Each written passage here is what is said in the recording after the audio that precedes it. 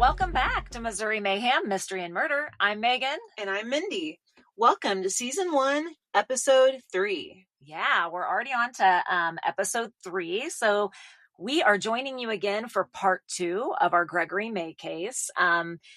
We're excited to get back into it, kind of let you guys know how it continues to develop. And obviously, you know, how is it resolved? Yes. What happens here? And so let's go ahead and jump back in to...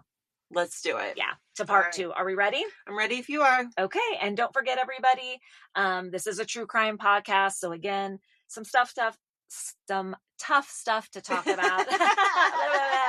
But again, just stay with us. Don't delete that. I won't delete that. And we'll get back into it. All right, here we go.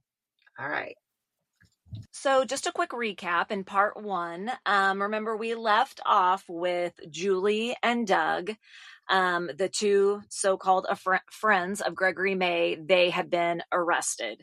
Officially, remember, Mary Clark, Julie's mom, turned them in basically and said that they had been staying in that Ryder truck at a campsite in Flagstaff. And so they were officially arrested. Okay, so that's kind of where we left off with that. And then we're going to jump back to a couple days, I think, after that. So here we go. Part 2. Jump. Baby, jump. Mm-hmm. Good. So 2 days later. So they had enough to arrest them. Correct. Okay. So 2 days later. So we're talking about April 12th, 2001. Mm-hmm. Okay. We're kind of switching gears a little bit in terms of setting. So 2 days later, a man by the name of Gary Chilcote was in his office at the Patty House Museum in St. Joe. Okay. And this is Have you ever been there? I have been there. It's been a long time ago, but it's a really cool museum. Okay. I've never been And I'm there. pretty sure that's how you say it. The Patty or Patty. And what do they have at that museum? What's in it? Tons of Civil War memorabilia, Missouri history memorabilia, St. Joe memorabilia. So and that's just right here in St. Joe. Just right down the road.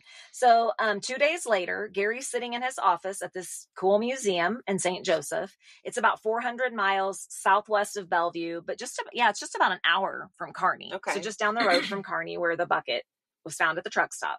And for those of you, I mean, a lot of you already know this, but for those of you who don't, Missouri, and especially the area that we're in and Kearney, is considered Jesse James country. So, you know, Frank and Jesse James. And so it's kind of interesting, or maybe sadly ironic, that in 1882, Jesse James, in what turned out to be a serious misjudgment of character, Jesse took in, you know, the story, took in two boarders by the name of Robert and Charlie Ford. And the brothers concocted a plan that they were going to rob the Platte City Bank. And basically they were set on collecting a $5,000 bounty on James's head. And as the story goes, Jesse James. Yep. They snuck up behind him and shot him. As he was hanging a picture. Right.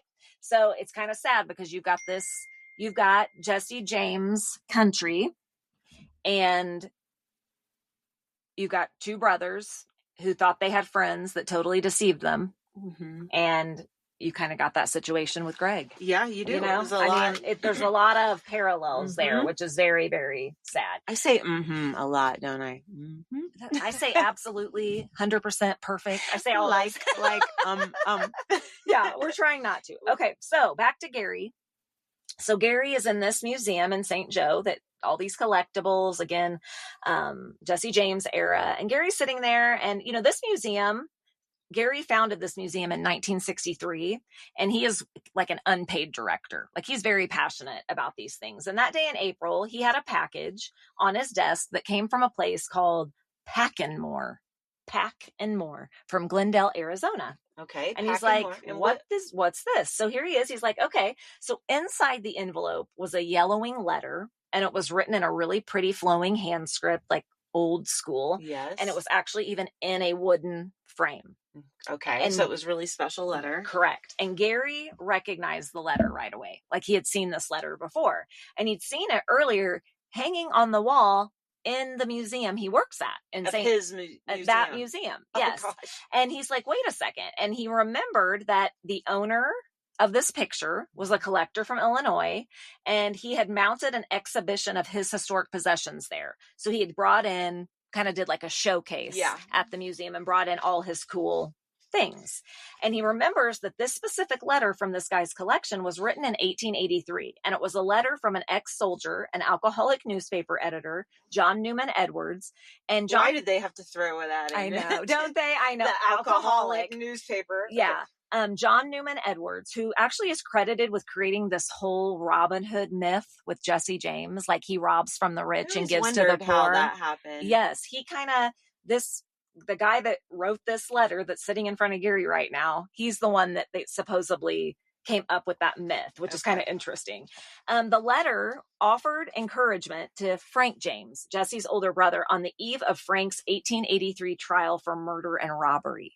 So he was a big fan of the James. Yes. And this picture was it's so weird that, well, never mind. He found his head in Kearney, and that's where Jesse James is buried. I know. It's just, we'll get to that. Okay. So this is a prize piece, and he knew this is worth quite a bit of money, just this one letter. Yeah. So one that any Civil War era historian would love to have. And especially because of the local connections in St. Joe and Kearney. Wonder how much that was worth. I know. So said definitely thousands. So Gary reached into the package and pulled out what looked like was a photocopy of a handwritten note. So he's looking at the frame with the picture in it. He gets in the package and he's like, oh, there's a note with it. But it's like a photocopy of a note. And it says, I would like to donate this letter. I read about them and now may contribute to their memory. And the note was signed Greg May. Strange. What? So Gary said, he honestly, for us, that's kind of strange. Like, what? But Gary said, really, for museums, this is not super shocking that someone would send something to them. Things like this show up all the time, they said, at museums. People clean things out, they're moving, or they inherit things and they don't know what to do with them. And so they'll mail them to museums. But he's thinking, who is Greg May? He's like, it sparked his interest. Yeah, because he's like, this is interesting. He's like, because last I knew, this guy from Illinois, this collector, owned that letter. So how did Greg get it? And now why is Greg giving it to me? Right. So curious. Gary's like, you know what? I'm just going to phone the Illinois collector. They were acquaintances. And so give him a call. The collector confirmed that he had actually sold that letter to Greg May about a year and a half ago. So that was his signature. Yeah. So we don't know. But we do know Greg May was now the owner of this letter. And so the dots are connecting. The letter. Yes. So the dots are connecting. Yes. So that same day, the James Farm Museum in Kearney, which we've been to, the Jesse James Farm in Kearney, which is very cool. It really is. It is cool. A little piece of history. In Kearney, received a similar package. So St. Joe, Gary's getting this package in St. Joe at that museum. Day? So same day. Okay. At the James Farm Museum in Kearney, they get a similar package with the same photocopied note. So they both are photocopied? They were neither one original? Correct. The notes inside the package. They were just copies. Okay. Yeah. So this time the gift was another letter to Frank James, written in 1885, concerning legal wranglings involving a Minnesota robbery. Museum director in Kearney, Elizabeth Beckett, told a reporter from the Dubuque Telegraph-Herald that, again, although some might consider this really odd to receive a valuable letter just out of the blue in the mail, nothing to do with the James brothers surprises her anymore. I mean, and really, I could see that, Sure. When you're talking about the James brothers. And she's the museum director. Correct. So. She's like, people have probably sent weirder stuff. And so, but the messages within the letters themselves were curious. The one that Gary got, expressed hope that a murderer and a robber would beat the charges against him. So the first letter to Frank was like, good luck with your trial. Hope you don't get caught being a murderer and a robber, which he was. Yeah. And then it says, but the directors didn't really, they tried to not read between the lines. Like, is there something sinister here? Like in their mind, there was nothing off. They were just felt really grateful that somebody like Greg thought of their museum and donated these cool pieces there. So in their mind, there was nothing strange about this. But if you're Don's family, if you're anyone who knows anything about or not Don's family, excuse me, Greg's family, you Yeah. know. Yeah. So, all right. I need to take a drink of my tea. Okay. Take a breath here. All right. So here we are.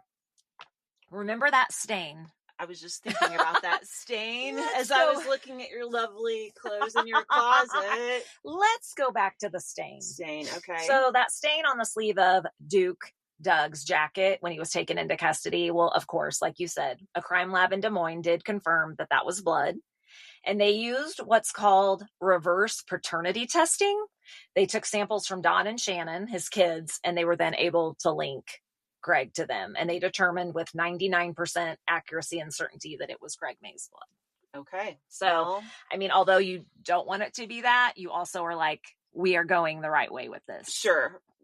There's blood. Yes. We're not barking up the wrong tree. No. Okay. So Doug was returned to Wisconsin because remember he had done a parole violation there. So they needed him to do his time there. So he went back. So he had to go back to Wisconsin to do his other time. Yeah. So while investigators were in Arizona with Julie, so investigators sat down with Julie there, and Gary from the St. Joe Museum, who later was in the courtroom with Miller during the trial down the road here, described her as a typical 44-year-old middle-aged person. She looked like a store employee with her hair pulled, listen to this, with her hair pulled up on top of her head. That looks like me.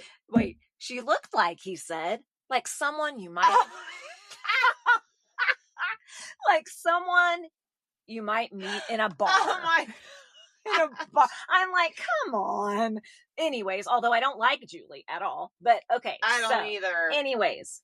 Julie Miller. So they're sitting down with Julie in Arizona, and she's been charged with, at this point, theft, obviously, of all the goods and interstate transport of that stolen property. Just for now, that's what they've charged her with.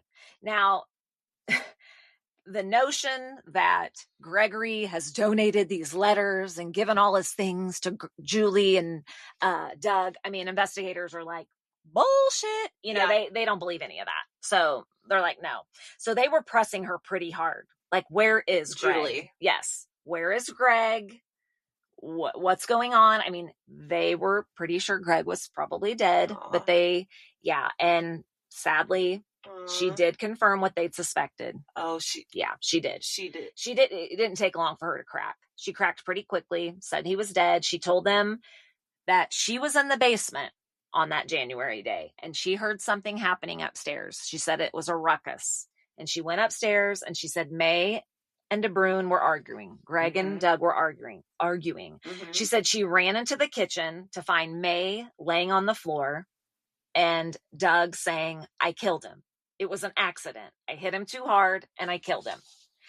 They wrapped his body in plastic bags, sealed them with duct tape. She admits that she helped Doug drag Greg's body to the Volvo. So we're making the connections with the Volvo. So they collectively decided to put him in black trash bags. So they wrapped the body in black trash bags and sealed them with duct tape. And then took him. You'll find out. Okay. Yeah. But she admitted she helped him drag the body to Doug's Volvo. She admitted she cleaned up blood. She said he went by himself and listen to this. She said he was gone for hours. And when he came back, this is what Doug said to her. Greg always liked the Mississippi River. That's what he said. Oh, so hinting that heartbreaking. I mean, so soon after these museums, Kearney and St. Joe, received the letters, DeBrune and Miller are arrested. So this is kind of all happening simultaneously, like things are going down. So the Iowa Division of Criminal Investigation, they did dredge the Mississippi River. I was going to say, surely you call it dredging? Is that what it's called? Yeah. Like all lakes, rivers, everything. They did do that. They asked farmers and hunters to keep eyes out, anything in plastic that you think might be human remains. But, you know, for Don and Shannon, like any wishful thinking that their dad, you know, I mean, they know that this is not leading anywhere, but and honestly, you probably do come to realize that and just are like, if I could just have his body, Yes. So if I could just have that. Yes. Because, I mean, we're never going to have peace, but at least we can try to have a little closure. Yeah. At least have him. And so they printed 500 color posters, and they offered a $15,000 reward to anybody that would come across anything that would lead, of course, to the, basically convicting these two people, and just said, if you come across black trash bags that have duct tape and anything's so you're in them, telling me that they want to pay $15,000 for not a live person, but for his body. Correct. They just, anybody who can come forward basically with any part of their father, horrible. I mean, come on. They drove through all these counties. They drove all over Missouri, Illinois. They put these in bars, gas station, grocery stores, parks, everywhere. I mean, wow. Awful. Despite Miller's confession, though, there's 2 Iowa assistant attorneys that are working on this. And one of them's names is James Keevy. I think that's how you say it. Kivi, Keevy, or Kivi, but Keevy. James Keevy, an assistant attorney general in Iowa. And he knew he was up against a pretty steep hill here. Yeah. And, I mean, he's like, yeah, we have this confession, but this is going to be hard, because before they could prove that Doug had killed Greg, they had to prove that Greg was really dead. They needed a body. Right. Correct.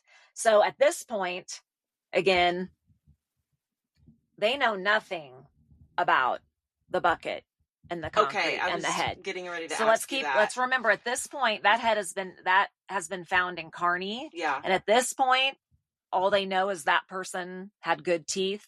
Because I was thinking when you said that, what about the head? So they at this point, the Iowa Assistant Attorney General, they don't know anything about that. Okay. So most of this evidence so far that they have is circumstantial, and anyone that follows true crime cases, like circumstantial evidence is tough to prove a murder case on. So it was true that Doug had been caught with Greg's things, and that nobody had heard from Greg since he was last seen with Doug, and that his car and his wallet had been abandoned in Aurora. But in terms of Greg himself, all they had was that blood on the sleeve. Yeah. So again, they don't know about the head. All they have that they know links Doug is he had Greg's blood and he had his items. That says a lot. Yeah. I mean, it does. A lot. So in December 2001, Julie Ann Miller. So this is almost a year after the head's been discovered. Correct. So we're at January 2001. Now we're in December of 2001. Julie Ann Miller, also known as Julie Johnson, and Julie Ann Kern. She also went by Kern. She played anybody that has like 3 aliases. Yes, there's something up. Yeah, she pled guilty to stealing $70,000 worth of May's antiques. So she pled guilty to that. It had been a really eventful year for Miller and Doug, because about a week after the neighbors saw Greg's replica clipper ship, like it wasn't life size, but it was big, loaded into that moving van in January, Greg and Julie drove to Missouri, then to Corpus Christi, Texas, stopping all along the way at flea markets, selling Greg's things.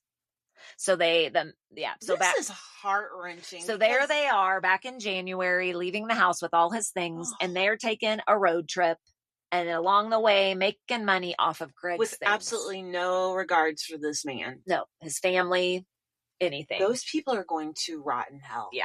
Burn. Baby burn. Burn. Yeah. A photo taken around this time actually shows DeBrune sitting like a peddler, surrounded by his wares at a Texas flea market. What are wares? Like his Civil War goods. Oh my goodness. Yeah, behind him are all of the items that Don was sure belonged to his family. Yes. So they end up getting a picture of Doug. And I think actually I have that picture too. And he worked so hard to get all those items. Oh my gosh. His whole life. And I mean, it's almost like this Julie, and whatever's Moose. Doug. Yeah. Yeah. It's almost like they were stalking him for his collection for a long time. Like they'd been like, oh, we making, this is worth this. This is worth that. Yes. What could, what I mean? Like, what could we get out of this besides? Right. Well, and let's think about that too. So Doug's been friends with Greg for 30 years. Yeah. And Julie comes in the picture. And then they notice that he's changing. Acting. Yes. So I'm not saying, obviously Doug is guilty, but as we talk here and a little bit later, it is an interesting conversation of, well, number one, what really happens, and how, who's the real devious and conniving one? Is it both of them? Obviously, but is one more than the other? It's interesting. Like, would Doug have ever done this if he hadn't met Julie? We don't know. I don't know. We don't know. If you have it in you to kill someone, maybe you have that. Maybe that was no matter what. I don't. That's a whole nother conversation. That is a whole. Yeah. Okay, so back in Kearney, police are trying to figure out who this skull belongs to that they found in this bucket. So Lieutenant Tom O'Leary, he had seen America's Most Wanted. I love America's Most Wanted. And he had seen that there is a forensic sculptor named Frank Bender, who it's amazing.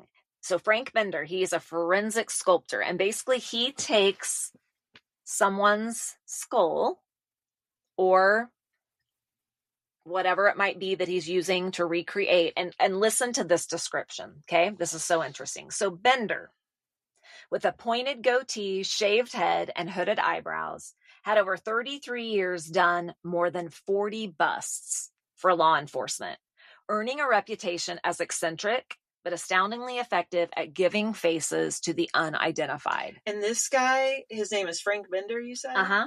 And he lives in Missouri? No. Oh, okay. So, they just hired him. Correct. So in Kearney, the police are like, they've exhausted all the leads coming in. And so they saw Frank on America's Most Wanted, and they highlighted him and basically saying, here's what he can do. Yeah. So on that show, it said that Bender sometimes sat with a skull for days.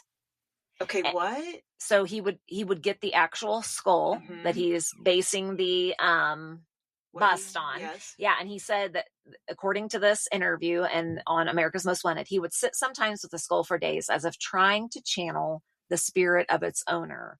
What would the dead man or woman's expression be like? So how would that sitting there having a smoke, staring at the skull, thinking possible theories about what this person looks like? Or... He said, how would this person wear their hair? That is specific. I call myself the recomposer of the decomposed in the classical fashion. Okay. The recomposer of the decomposed. Law enforcement had come to rely on him for conjuring, with very little information, incredibly accurate portrayals of what a person looked like when they were alive. What did this particular skull tell him? So he's looking at Gregory May's skull. So they've enlisted his help. That the individual was middle-aged. He knew that. In his mind, he was pretty sure that maybe they were a little on the heavy side. And you can tell that from a skull?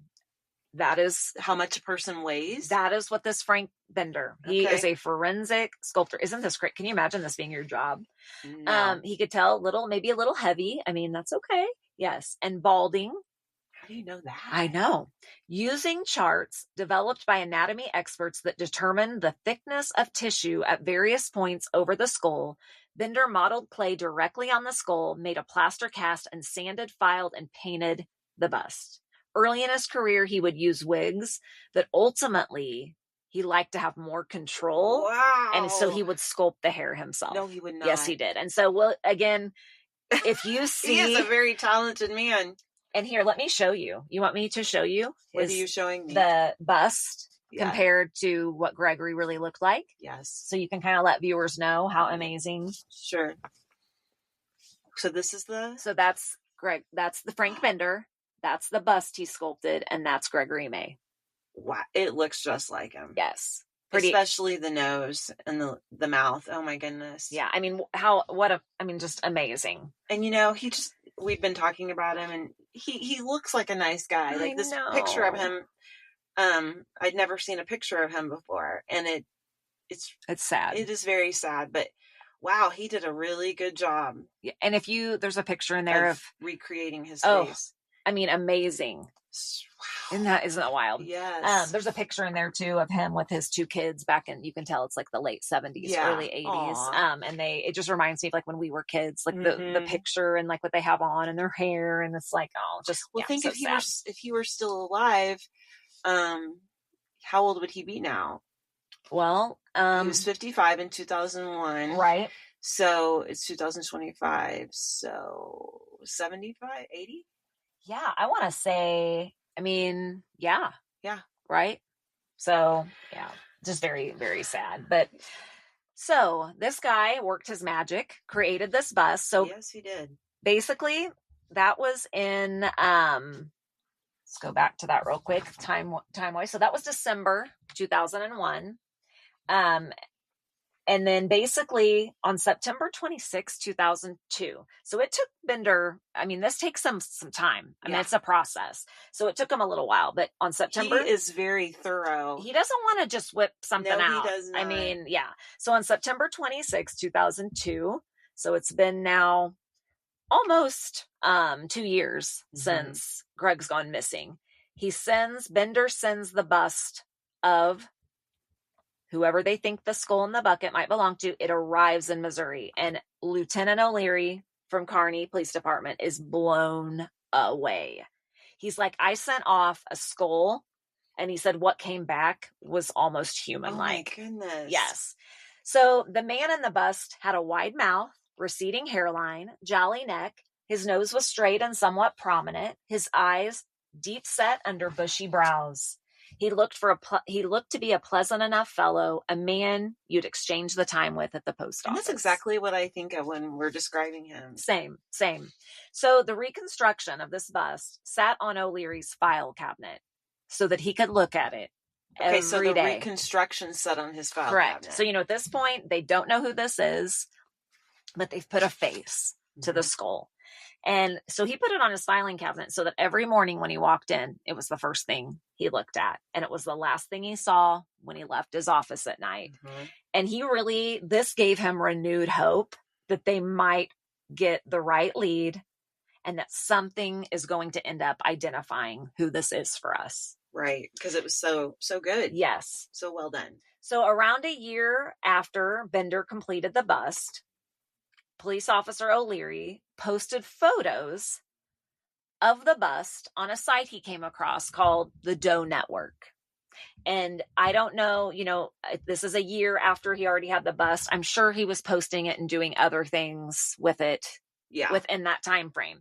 But about a year later, he finds this site called the Doe Network. And we'll get back to that shortly. Okay. So let's fast forward about a year and a half from when O'Leary has this bust and he's contacting the Doe Network on January 9th, 2004. So almost exactly 3 years. Yes. After Greg's been killed. Still no body in evidence for prosecutors to use to charge Douglas. So again, they know that's going to be really hard if they don't have a body. They don't have a body, but they do have parts. Right? No. So remember, at this point, they still don't know that could be Gregory's skull. Okay. At this point, they have the blood on Douglas's sleeve.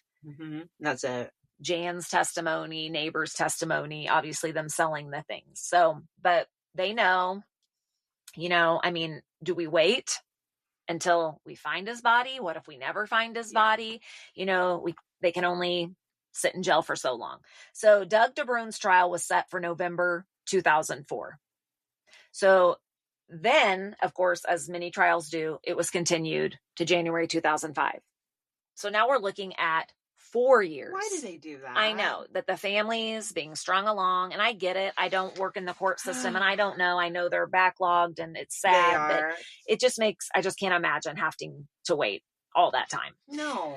So anyways, it's continued now to January 2005. And just as jury selection is amping up, and Don and Shannon May, the kids, they've got their bags packed. They're going to get on the plane from California, get to Iowa. Doug's public defender asks for another continuance. And the trial is delayed again for 3 more months. Why? I know. So here we go again, January 2005. Now we're pushed back 3 more months into spring of 2005. And the prosecutors from Iowa, Keevy and Keys were their last names, or Kies, Kies. They were getting really, really frustrated too with all these continuances, but they also knew that this was going to be a hard case to prove without a body. Right. And they knew that if they prosecuted Douglas DeBrune without a body, this was going to be a landmark case because it would be Iowa's first ever murder trial without a body. So, yeah. Dun, dun, dun. I know. I mean, yeah, you need a body, but they didn't have a body. No. So they're like, I mean, we know they're guilty. We know they're guilty. So, bullshit. Yeah, it is. It really is. So this is where the case, and I say takes an interesting turn. But it's not been interesting so far? This is not okay. Well, it takes another interesting turn. Okay. So one day in 2004. So remember 2004, the O'Leary had posted the photos on the Doe Network. We're in 2004. We were getting continuance after continuance. But she's sitting there, 2004. She's an amateur online detective. Her name's Ellen Leach. Like you? Well, sounds like she's a way better detective than I am. But she is an online amateur detective. And again, she's talked about in that book I mentioned at the beginning called The Skeleton Crew. And she spotted a new listing on the Doe Network. So she followed this website that O'Leary had put the bust on really closely. This is a website, if you don't know, I'd never want to assume, and I didn't know about this till not that long ago, but the Doe Network is a nonprofit, 100% volunteer organization that's devoted to assisting investigating agencies, so police and sheriffs, in bringing closure to national and international cold cases, especially concerning those that are missing and unidentified. So, which the numbers are staggering, the number of cold cases, the number of people who've gone missing and are unidentified. So that's what the Doe Network does. It's a really, really great thing. So Iowa had just posted and actually reposted for the second time, which Leach didn't know that. She had not seen the first post. One. Yeah. But Iowa reposted a picture of Gregory May and that he'd been missing since 2001. So it wasn't the bust picture that she's seeing. She's seeing an actual picture of Gregory May on the Doe Network that's saying this person's been missing since 2001. So the photo was of with a man with shaggy hair, a mustache, and a warm smile. And she did think that the picture looked like a few people that she'd been looking into. So she sent a few of those names to the Doe Network director, but didn't hear anything back. And that wasn't unusual because an area director was just a volunteer like anybody else. And so, it takes time. You got to review the matches, and then they had to. This all takes time. Yeah, they have to submit those possible matches to another group, and then they have to have a consensus. Yeah, we can proceed with this because we know all that stuff takes money and time. So she waited, but she got tired of waiting. Yeah. Because she really felt strongly about some of her leads. And again... And how long has she been doing this? 6 years. 6 years she's been... Yes. And at this point, I don't believe she's solved anything. Okay. But she's still looking. She's like, I'll keep looking. So there was some confusion, Detective O'Leary recalled from Carney. He said the Doe Network was always sending him potential matches for different missing cases, sometimes 2 or 3 at a time. He's they would like flood his email. And he's like, the batch that came with that many missing people. Well, yes, it's sad. But he said the batch of potential matches that had Ellen's tip in there somehow slipped through the cracks. What? So the first, so when she had called those, glad they did it twice. I know. I'm like, that's scary. So anyways, so he was really frustrated. Ellen was really frustrated, to say the least. Leach, yeah. Yeah, because I mean, the little bit that I read about her, she is a very persistent person. And so on March 17th, 2005, Detective O'Leary in Kearney finally saw the Doe Network suggestion, Ellen's suggestion. So how long did it take them to see it after she suggested it? It looks like about 3 months. Okay. I know, which you're like, oh, that's 3 months. They could have, but, so he sees that Ellen Leach has suggested that Bender's reconstruction of the bust looks similar to the photo of Gregory May, who's missing from Bellevue, Iowa. So Ellen made that connection. She did. She's the first person. She's like, you know what? This bust, this picture, they look similar. It was just 4 months after she'd submitted it. So there you go. 4 months after she'd submitted it. The age estimate and time of discovery of the skull indicated it could be a possible match. So O'Leary called the Bellevue Police Department up in Iowa, but he wasn't holding out a lot of hope. And actually, O'Leary, in this time, he had pursued leads on over 42 men over the years that could potentially have been this bust. And there was a lead in Texas that he worked hard on and that he really thought was the guy that was the bust, was this guy that had been missing in Texas. And ultimately they ruled him out. And he said he thought that guy from Texas looked a lot like that bust. Okay. But so he tried not to get too excited about leads because he'd been let down. Right. You Many know, times. yes. And just a little comment about Frank Bender. I did do a little research on him, just a little side note, but he ended up with his bust helping solve, at a minimum, maybe more, 9 cases. Wow. Yes. And he died in 2011 at the age of 70 of cancer. But yeah, what a cool life legacy he led. Yes. Wow, so that's great. I mean, yeah. So O'Leary and Carney, he's like, you know what? I've been let down too many times, but hey, it could be a match. So Ellen Leach, she's sitting in her home, not in Missouri, somewhere else. The phone rings. She's just gotten off her shift from Home Depot. Phone's ringing. She picks it up and it was a stranger. But instantly she realized it was from the Doe Network director, Tracy Sherwood. And she and Tracy, they had been trading emails for months about certain cases, specifically this one. And it said in the Skeleton Crew book by Deborah Halber, it said, Ellen hung up and fist pumped, yelling, all right.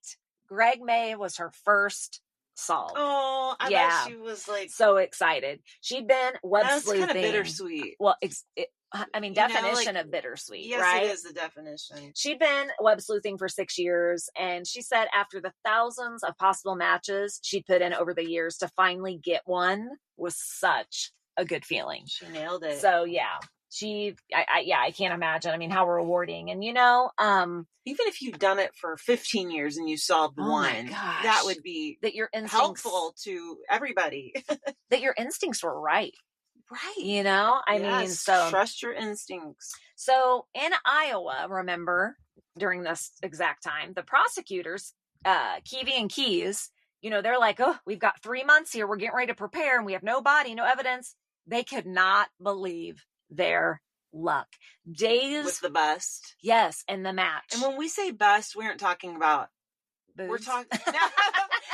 We're not talking about boobs, and we're not talking about a police bust. We're talking about a sculpture that looks like someone. Yeah, they call them a bust, and usually from the waist up, or even maybe shoulders up. Yeah. These seem to be like shoulders up, neck up, kind of. Yeah. So yes, that's a good idea to clarify that. So I mean, the prosecutors up in Iowa were like, "You've got to be kidding me!" It's literally days before DeBruyn's trial was scheduled to start, and I mean, pieces just start falling into place. And I mean, it looks like they're going to have a body, or they're like, it sounds like at least part of a body. And they're like, anything will be very helpful in putting these people behind bars. So later, Keys told a TV crew, I am not one to readily believe in karma, or perhaps the spirit of Greg May directing things. But I mean, wow, it certainly makes one think that there may be forces out there working for justice other than us. Aw, I hope so. Me too. He said, if this doesn't make you believe in a higher being, nothing will. No, I mean, the timing, and Greg was looking out. Greg was directing things. Mm-hmm. Yeah. He was. So the skull was sent from Missouri to Iowa, where Greg May's dentist identified the restorations that he had completed on May's teeth and said, yep, that's my bridge work. And the Carney detective, that they had seen when they originally looked, and that the detective, saw what he considered bridge work. Greg's dentist verified he had done that. Soon after, police called Dawn, to let him know, his son, that after 4 years of searching, that they had some of his father's remains. And of course, Don was very relieved. And this is what the family had wanted. They wanted to be able to put him to rest. And so Don said, "What did you find?" The investigator hesitated and he said, "Are you sure you want to know?" Because at this point, all they had was his skull and his head. And so his children do not know about that yet. No, they do not. Okay. So, working on information that Julie Miller had recently divulged. So basically, Julie gave some information about maybe what they had done with other parts of Greg.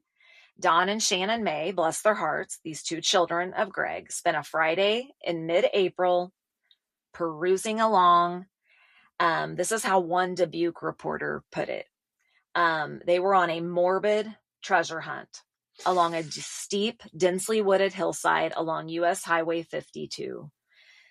Don, grimly rummaging through deer carcasses along the road and trash, came upon what looked like a human bone. State forensic experts confirmed it was a right femur, sliced through with what looked like the blade of a saw. Oh, shit. The siblings couldn't have imagined things getting any worse. Oh, my gosh. Nobody should then, find their own loved one's bones. Why are they out there the ones finding the bones? I don't understand that. But, no. And I mean, they're doing a full-on search. They're so desperate. Now, how far is US 52 from 35? I don't know. That's a good question. How far, because, off the beaten path? Kearney's right off 35. Sure. I don't know. That's a good question. Makes me think, did they go by there and say, let's just put the head here as they're driving down the road? Well, we're going to get a little insight into that here in a minute. Oh, okay. Yeah, sorry. Kind of what they planned. Got it. So this is frustrating, you guys. And as listeners, we know this is probably going to be frustrating to you too. But of course, I mean, the state granted Julie Miller immunity. Fuck. I know. In 2002. Basically, they thought, you know what? We've got to get a good, truthful testimony against Douglas and make sure he goes behind bars. Because at this point, it's almost like they think, he's the ringleader. And Julie was just kind of along for the ride. She came upstairs. There was a ruckus. He'd killed him. I'm just helping. But is that true? Right. So, yeah. So basically, she, in exchange for immunity in 2002, she agreed to testify against Douglas.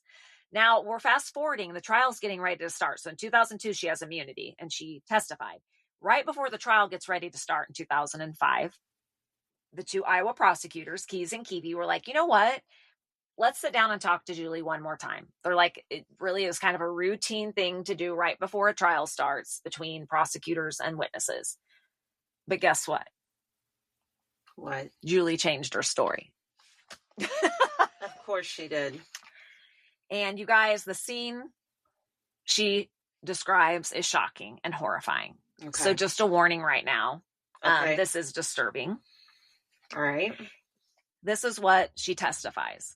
In a crowded courtroom, a few days later, Julie Miller, wearing a prim blouse and her oversized glasses, said that in January 2001, Douglas DeBrune covered the basement laundry room with plastic sheets. Later, up in the kitchen, he asked May to check out a tattoo of a wolf that Douglas was doing on Miller's back.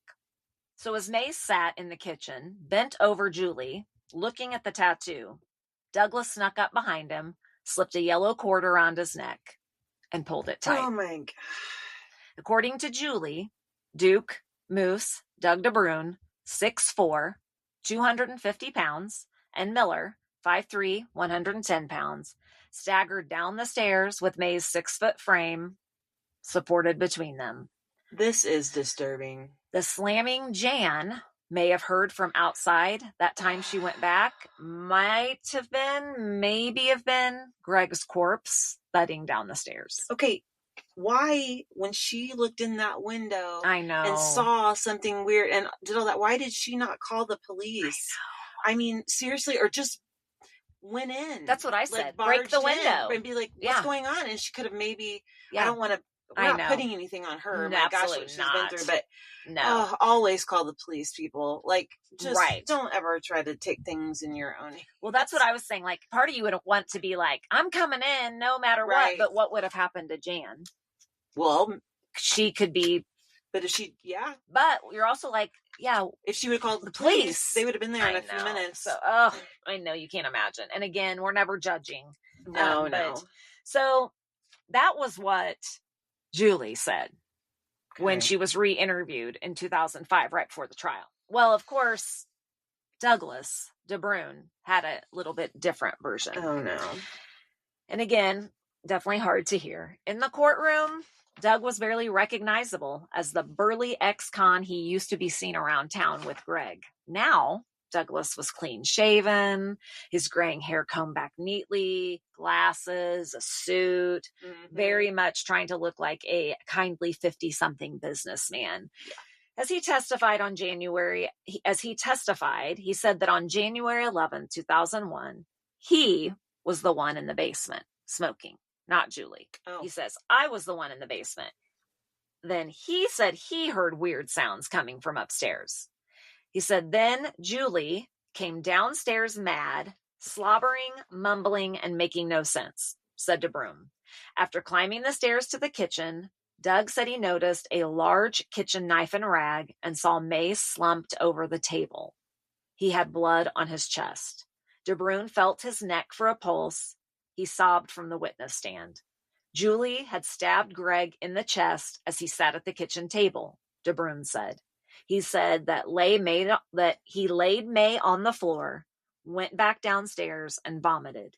He's my best friend, he said. I didn't want to do what she said. That is bullshit. So she's making it out that they had a fight. Somehow Doug killed Greg. And he's claiming she did it. She did it. And let's think about what Jan saw when she did see them in the window. Okay, so she looked in. She saw him sitting down at the kitchen legs table, crossed, hands in his lap. So you would have to be alive to do that, right? Would you? I don't know. Could you be sitting in a kitchen chair with your hands in your lap and get murdered and stay in that and position? Still, because according to what Doug just said, when he got upstairs, he said that May was slumped over the table and there was a large kitchen knife. And maybe rag. He was slumped over the table when Jan saw him. And maybe that stuff that she saw Julie wiping off was blood. And the knife. I figured that from the beginning. So you told me that, yeah. So and then he's saying, that's my best friend. I didn't want to do it. So, I mean, we've got her fault. We've got two very conflicting, and it's like, what the heck? What really happened?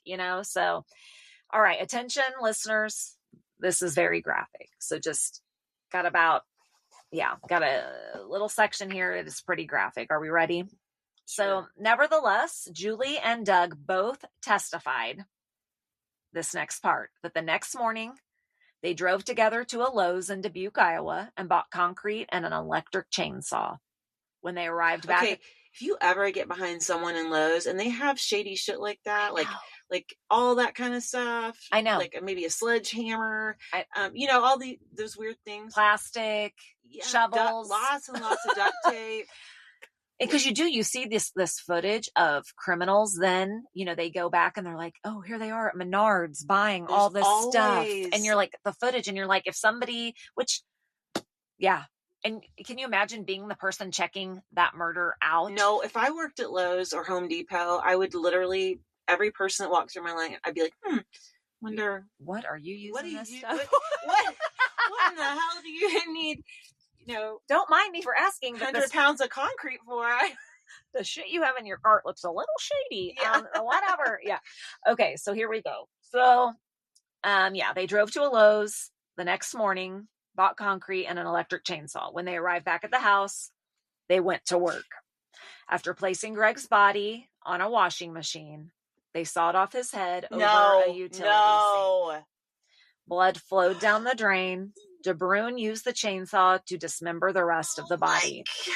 Miller used a kitchen knife. What the hell? How do you do that? How do you do any of that? Any of this. And it's sad because all the detail, you don't want to picture it, but you are, and it's awful. They sliced off the feet and hands, severed the legs above and below the knees. They tucked the pieces of his body in black plastic bags and secured the bags with tape. They mixed semen and water in one of the 5-gallon plastic buckets that the friends had used when they'd gone fishing together. Doug encased May's severed head in a stocking cap and plunged it into the bucket. They went fishing together with the bucket? Well, yeah, remember earlier we talked about how they always use this white bucket when they'd go fishing? Okay, yes. Yeah, so here we go. One of the 5-gallon buckets they used to go fishing in. He put a stocking hat over May's face and plunged it into the semen in the bucket. They piled the body parts into DeBruyn's Volvo. That's why the dog hid on the Volvo, and drove toward Dubuque, pitching sections of limbs over the edge of US 52 into a steep ravine south of the city across from a housing development. They wrapped May's torso in plastic and tied weights to it before dropping it off the Mississippi River Bridge between Sabula, Iowa, and Savannah, Illinois. He wasn't kidding. He was in the river. He was. Well, I wonder how come they didn't find him when they it. I watched a documentary about this case, and somebody said, the Mississippi, what comment somebody made was the catfish are so big in Mississippi, they can eat a person whole. What? Like basically saying the fish will eat them up. Like the Mississippi River is so known for that. Oh, it would eat up a person? Just being big, strong, and deadly. So Julie and Doug left the chainsaw and some of May's clothes at a Goodwill store in Dubuque. Okay, so a Goodwill store, they donated the chainsaw that they cut him up with? To a Goodwill store in Dubuque, Iowa. So someone probably bought that. Yes. Thought, look, a chainsaw, a good working chainsaw. It's And then they get home and they're like, I'm going to grease up my chainsaw. And they're like, what's this red stuff? And this bone-like material. I mean, this is awful, you guys. Yeah. So they ditched the Volvo at a Bellevue. You never know what you're going to get at Goodwill. You don't. You could get, let's think about it. All the different things that could come from someone that nefarious. Terry, see, I use the word nefarious. Nefarious. Yeah. So, yeah. So anyways, again, sorry for the dinging. I'll figure that out for our next episode. But do you have silence on your phone? Yeah, it's dinging on the computer. So I'll mess with it next time. But sorry, guys. But yeah. So anyways, left the chainsaw there. They ditched the Volvo at a Bellevue auto body shop. And Miller testified that she did drive May's car from Bellevue to Dubuque and then abandoned it in Aurora where they found it. So that explains that. Yes. So she admits that she drove it there and that they intentionally left his wallet and keys on the front seat. I think to just confuse and just, yeah. Now, and I never did hear exactly how the phone, oh my goodness, I'm so sorry. I am going to look into that right now. Let's see. Ding, ding, ding, silence. Okay, you guys, I'm so sorry. Back at it. But, yes. So anyways, my brain explodes when I think about potentially getting things from Goodwill or Savers. Yeah. Yeah. So they ditched all the equipment, of course. Assholes. A few days after packing May's collection. And then they pack his shit. I mean, it's so personal. Oh, and they don't even care. They just cut up a body. And he has been friends with this guy for 30 years. Okay, imagine someone have known for 30 years cutting up their body. Yes. No. Yes. And two people did it. Not just one crazy mind, but two. Two. This is your friend who... yeah, it's mind-blowing. So they're packing his stuff up. A few days later, they pack his stuff up and the bucket containing his head in the truck. So they got rid of all the body parts except for his head. They kept the bucket? Well, so they're getting ready to leave. They've distributed the body parts along US 52. So they've packed up his things in the truck. They have his bucket in the bucket with the head, and they're driving to Missouri, and they just are like, let's pull into this Kearney truck stop and spend the night here before we continue. That's what they did. So the truck stop was on the west side of the interstate, which we know if you're around here. And here's what's so sadly, I don't know what.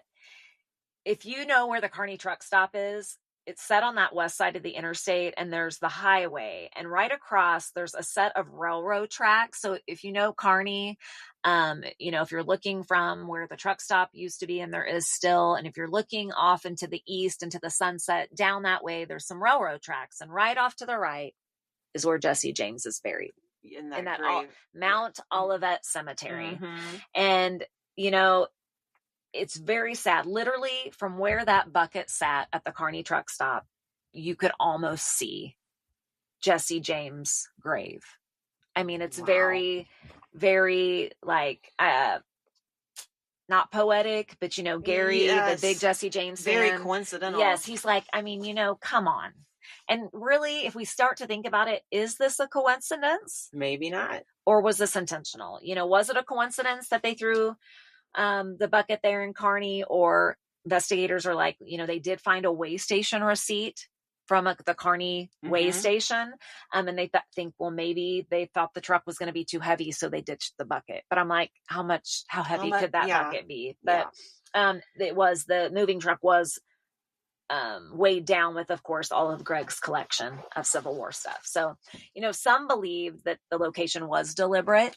Gary from the museum in St. Joe said that at the trial, Julie Miller insinuated that leaving May's head there was the ultimate insult. The pair decided that since Gregory May loved Jesse James so much, they'd leave May's head where he could keep an eye on James's do that grave. On purpose. So there you go. I mean, this is too crazy. This all happened right down the road. And I mean, Julie, you are a sneaky bitch. Julie, you are. You're just a bitch. I'm sorry. Oh, yeah. So on April 21st, 2005. You know what? And her boyfriend knew it. That's why he was acting all weird when she moved in. Sure. I mean, yeah, I think he's he like, knew I'm it. living with a psycho, but I'm also a psycho. So that's what I was going to say. And he's like, you know what? He knew it, but he's going to just keep on keeping on. Okay, here we go. In April 21st, 2005, so we're looking at now, almost, 4 years later, the jury only took an hour to declare Doug DeBrune guilty of the murder of Greg May. Can't believe it took that long. Of course, I know.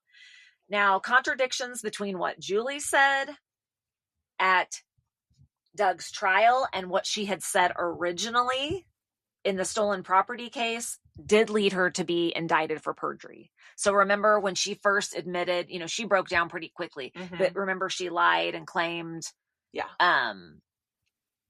that he had done it. She hadn't helped, right. That she heard she was downstairs. And then she changed her story. So she did. So she got jail time. For perjury. But since she had immunity, she wouldn't get the time we know she deserves. She literally was sentenced to the maximum for perjury, which was 60 months. Well, that's exactly 5 years. Exactly. Right? So she got 5 years for perjury.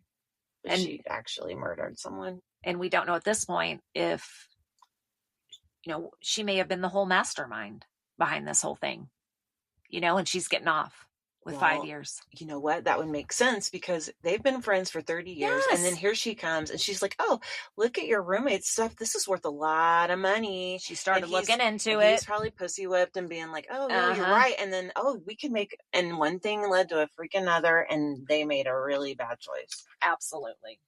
At any time, he could have called the police. Or she could have. Yes. So here we go. So more than a decade after Jan Human saw Greg for the last time and kissed him goodbye outside that Bellevue home, she remembered him as the best boyfriend she'd ever had. A tattoo of an eagle that he started still remains unfinished. Oh. He had started a tattoo for Jan and it's still unfinished.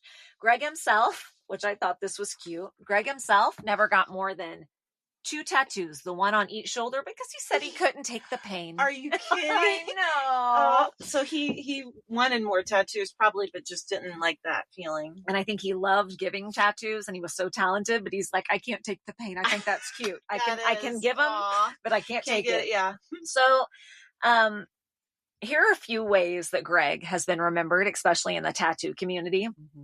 One Chicago aficionado who actually had bought an antique tattoo machine in May of 94 from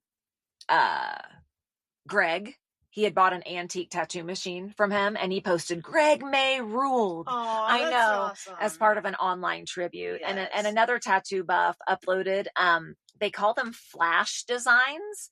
Okay. And it's a flash design that Greg had designed and inked a while back on a friend's bicep.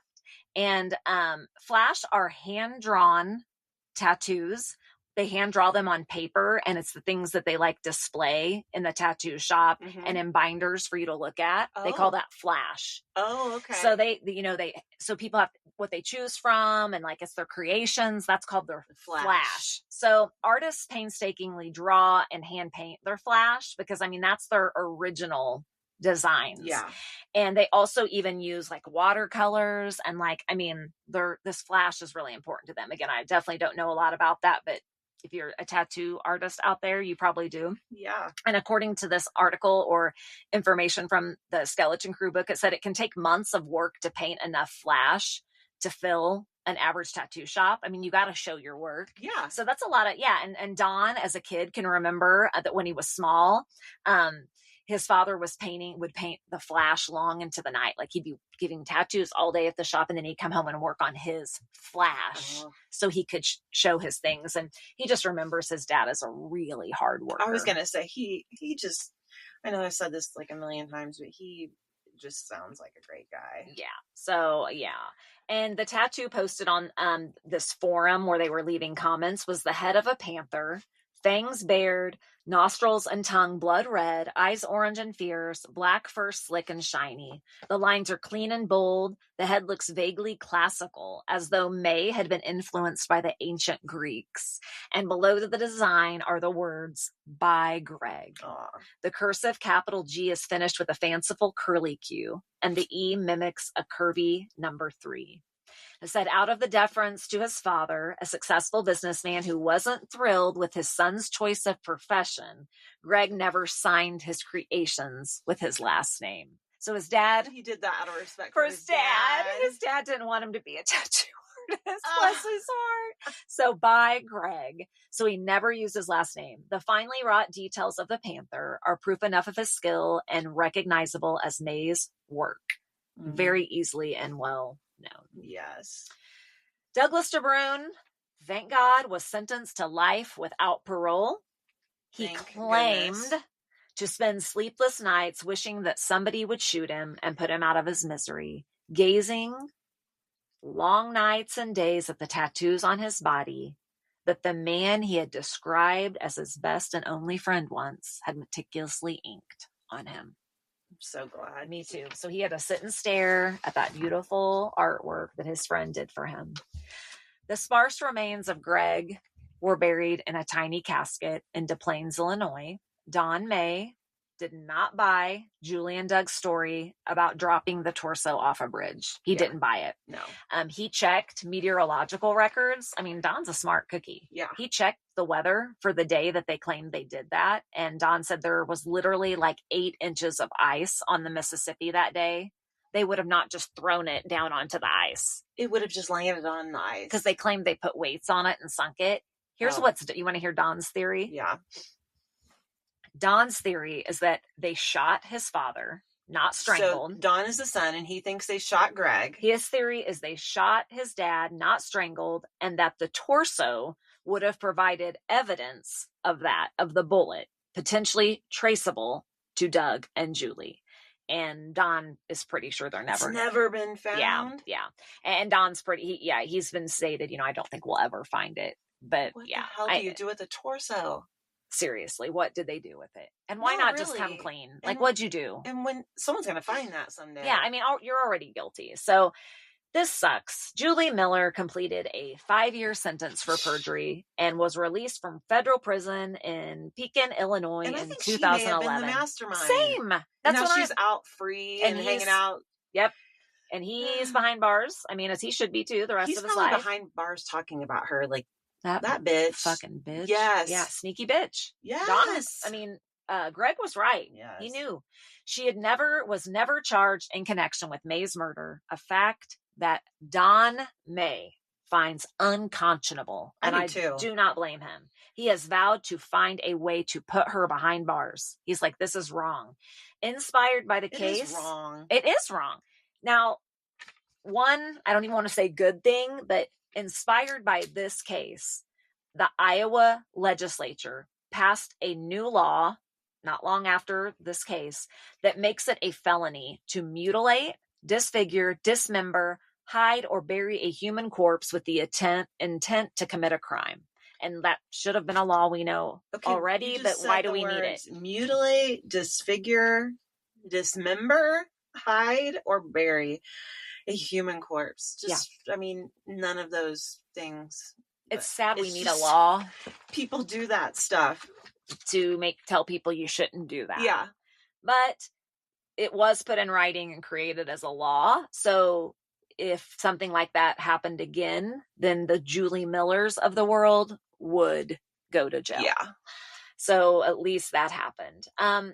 After Doug's conviction, Ellen Leach, our web online sleuth, yes, who matched the bust to Greg's picture, she did feel like a hero. I mean, she was like, man, and she's able to help a family out. Yes, and she and her family, they originally, I guess, they did not want the $15,000 reward. She's like, I'm not taking it. I don't want it. And the family persisted.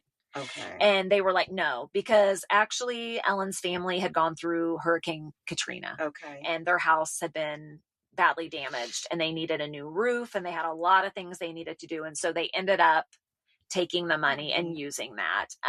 But yeah, again, she fretted over it. I don't want the money. And Don May said, you deserve it. Take it. And I think this is sweet.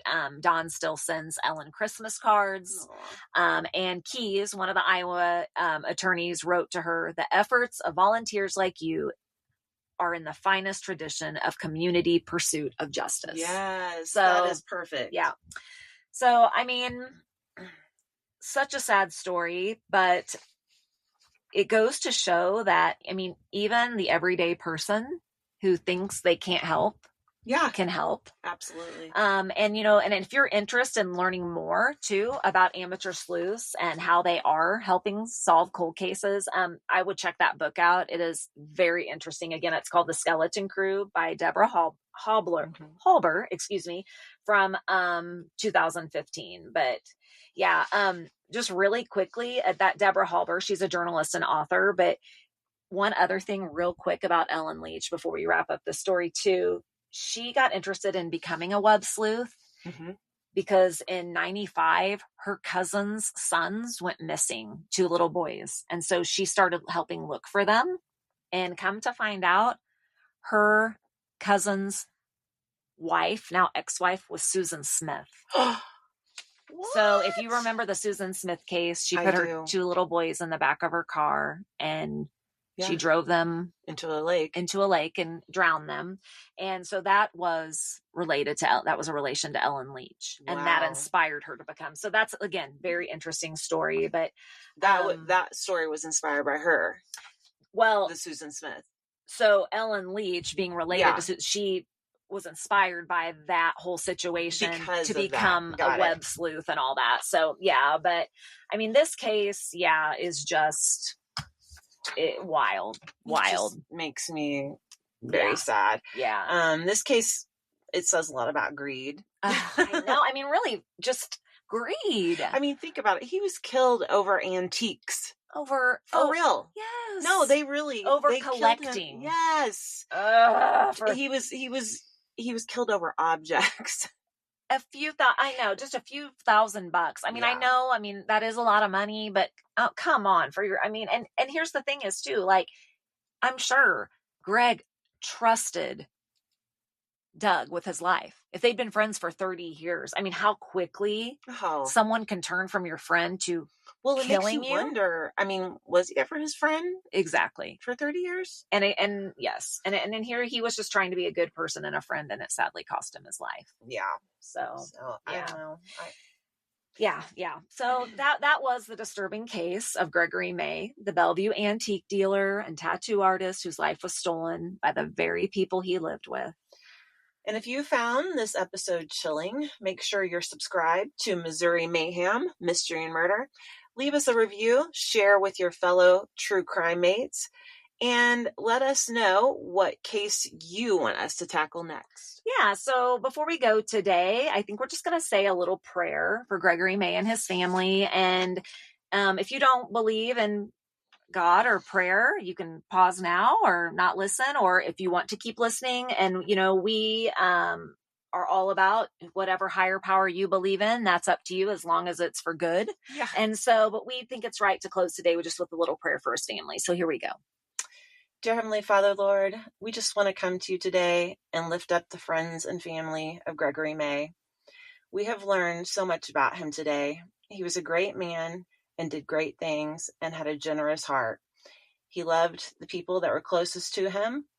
Please bring his friends and his family peace, knowing that he is at rest now and his story isn't gone and never will be. Amen. Amen. Thank you. Amazing.